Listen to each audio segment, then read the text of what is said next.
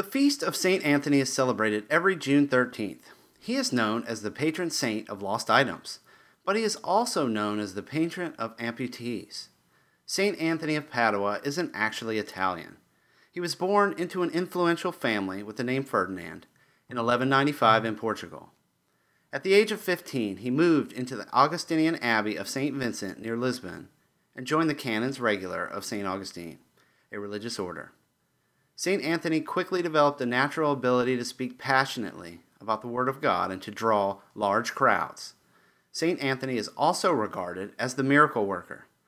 A few of the miracles attributed to St. Anthony are the miracle of the fish pushing their heads up trying to hear his words as he preached to the river, the miracle of the starving donkey who ignored food and bowed to the Eucharist in reverence, and the heretic who cut off his foot and was reattached by St. Anthony.